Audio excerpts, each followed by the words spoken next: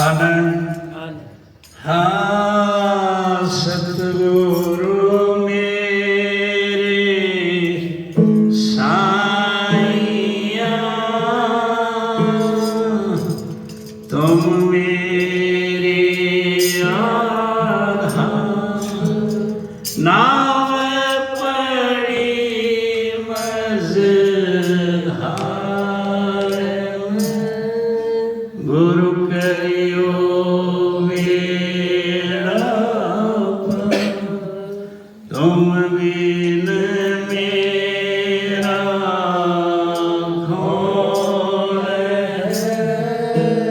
तुझ लगनी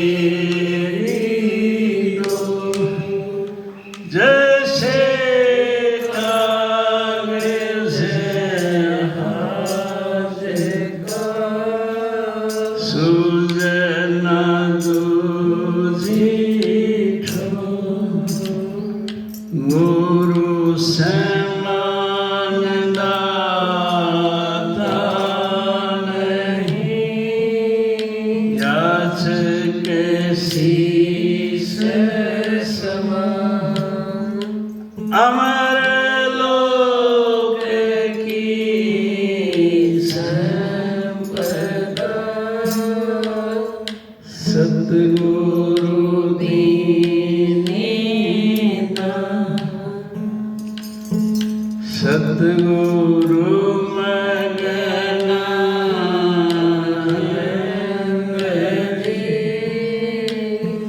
सच्चे सर्जन,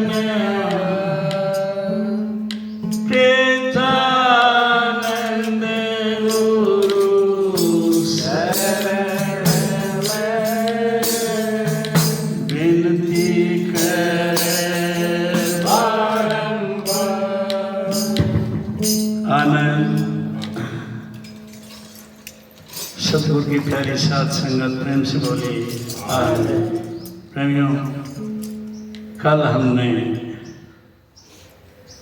सत्संग में सतगुरु की महिमा ली थी और इससे पहले सत्संग की महिमा के बारे में बताया था। आज हम सुमरन के बारे में बात करेंगे।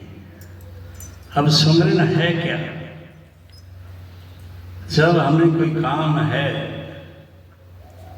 किसी के बारे में ध्यान करते हैं तो उसका नाम सामने आता है कि उसका नाम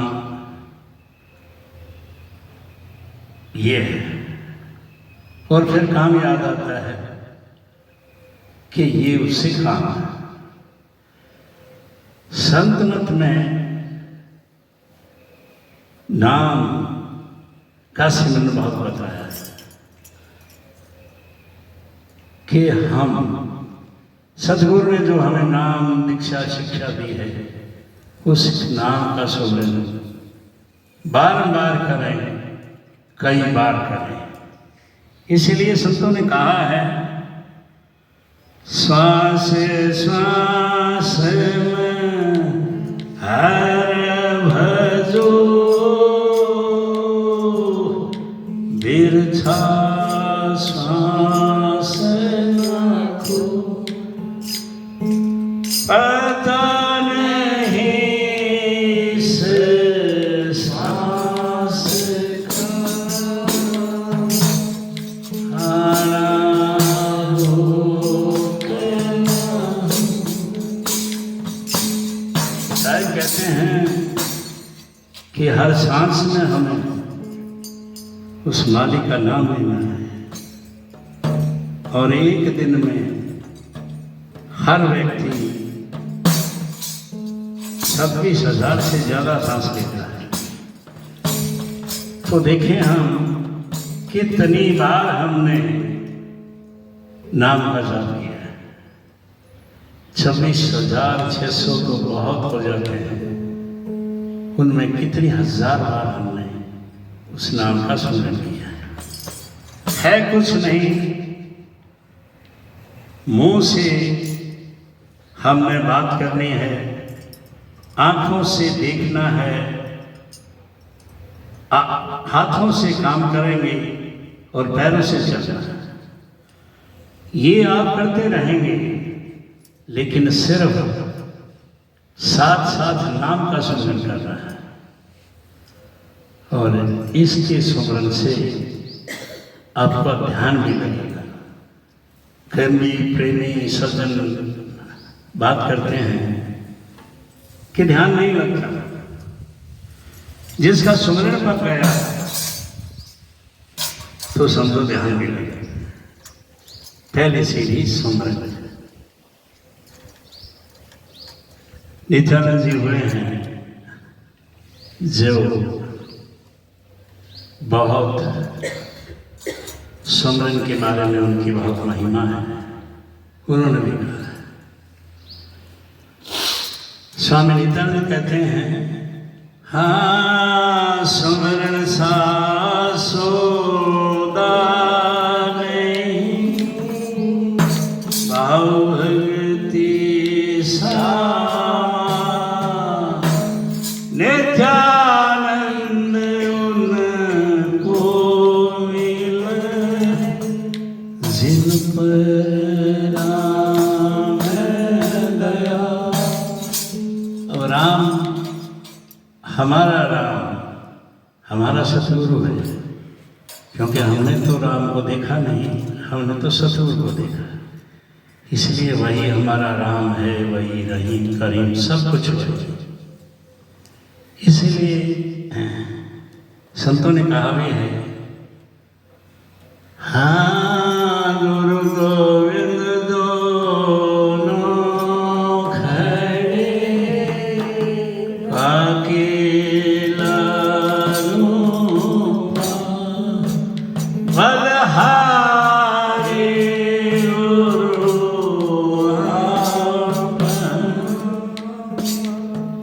मालिक दिया है।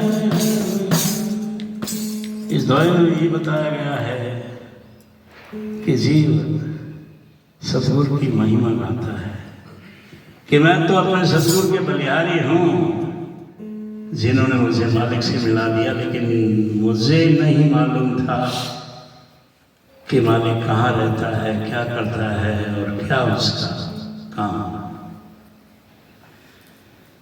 एक राजा था, उसके मन में हर वक्त यही बात रहती थी कि मालिक से बढ़ के कोई है, फिर वो क्या करता है और कहाँ रहता है। तो कोई भी साधु संत फकीर उसके पास आया, हर किसी से वो यही सवाल करता था, लेकिन कोई संतोषजनक उत्तर नहीं मिला। एक बार राज दरबार में उसने ये कहा कि भाई 3 बातें मेरे मन में बार बार रहती हैं, कोई हमें से जानता है तो इसका बताओ। तो किसी राज दरबारी ने कोई कुछ ऐसे बताया, लेकिन कोई तसल्ली बख्श नहीं। फिर उसने राज ज्योतिषी को कहा कि ज्योतिषी, तुम राज दरबार के ज्योतिषी हो, राजसा के दरबार में कोई बात का संशय होता है तो तुम्हारा काम है इसको हल करना। उसने कहा कि जी आप कह ठीक रहे हैं, लेकिन अभी मैं कोई उत्तर नहीं दे पाऊंगा, मुझे इसके लिए कुछ समय चाहिए। कहने का ठीक है, बताओ। उसने कहा 1 महीना। राजा ने कहा इतनी सी बात के लिए 1 महीना? कहता जी बिल्कुल। कहता ठीक है, मैं 1 महीना देता हूँ, लेकिन 1 महीने में अगर तुम या तुम्हारा कोई साथी या तुम्हारा कोई उस्ताद गुरु हो इसका जवाब नहीं दे पाया तो तुम्हें कड़ी से कड़ी सजा मिलेगी। जोशी ने कहा कि ठीक है राजा। घर आ गया। घर में इकलौती बेटी थी और कोई लंबा चौड़ा परिवार नहीं। जैसे दरवाजे पे दस्तक दी, बिटिया आई और आगे लिपट गई। पहले देखा कि पिताजी का चेहरा उतरा हुआ है, भीतर में जोशी बैठ गया उदास गमगीन। पूछा पिताजी बात क्या है? गुस्से में कभी उस लड़की को नहीं फटकारा था, लेकिन उस दिन फटकार दिया। कहता तुम क्या करोगे? बहुत बड़ी बात है, तुम्हारे पास क्या इसका हल है? कह नहीं फिर भी बताओ। कहता बैठ जाओ। बैठ गई। जलपान के लिए लोटा लेकर आई, थोड़ा पानी लिया और रख दिया। कहने लगी खाना लगाऊं? तैयार है। कहने लगी खाना नहीं खा सकते। कहता फिर बताओ बात क्या है? फिर डांटा। कहता कह तो रहा हूं कि ऐसी बात है जिसका हल तुम्हारे पास नहीं। कहता फिर भी। राजवंशी ने राजा का जो पैगाम था, जो बात थी, वो बता दी कि मालिक से बढ़ के कोई है और वो कहाँ रहता है, और तीसरी बात यह है कि वो क्या करता है। लड़की मुस्कुराई। कहता बस इतनी सी बात है। ज्योतिषी कहने लगा तुझे कुछ नहीं लगता, बहुत बड़ी बात है। तुम्हें नहीं मालूम, अगर 1 महीने के भीतर इसका जवाब नहीं मिला तो राजा कोई भी सजा दे सकता है। नादान लड़की थी, लेकिन हौसले से कहा कि नहीं कुछ नहीं होगा। कहता बताओ। कहता बताना ये है कि आपके गुरु हैं, वो वहाँ उस आश्रम में रहते हैं जहाँ आप बहुत जाया करते थे, अब नहीं जाते। हाँ उसे याद आया कि हाँ गुरु की दया से तो मेरा ज्योतिषी बना था, न तो राज दरबार में एक ज्योतिषी ही था। और मैंने वायदा किया था गुरु जी से कि मैं जब भी राज ज्योतिषी बना तो मैं आपको याद रखूंगा, आऊँगा और भंडारा लगाऊंगा। अब ज्योतिषी ने कहा कि बेटी बात तो तुम्हारी सही है, लेकिन मैं किस मुँह से जाऊँ? वर्षों पहले मैंने मन्नत मांगी थी कि मैं राज ज्योतिषी बना तो आपकी सेवा में आऊँगा, नहीं जा पाया। लड़के ने कहा कुछ नहीं, गुरु दयालु होते हैं, आपकी सुनेंगे, कुछ न कुछ बताएंगे। अब उसका हौसला हो गया। रात को सोचता रहा, लेकिन इस बात से उसे चैन की नींद आ गई। सुबह उठा, स्नान किया, खान पान किया और चल दिया।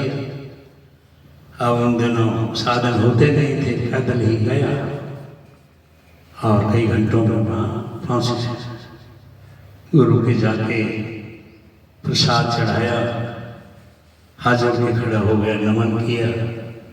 गुरु ने आशीर्वाद दिया और कहने लगे रे भाई बहुत दिनों के बाद याद आई तुम्हें। कहता जी क्षमा करें, मैं राज ज्योतिषी बन गया आपकी दया से, लेकिन भूल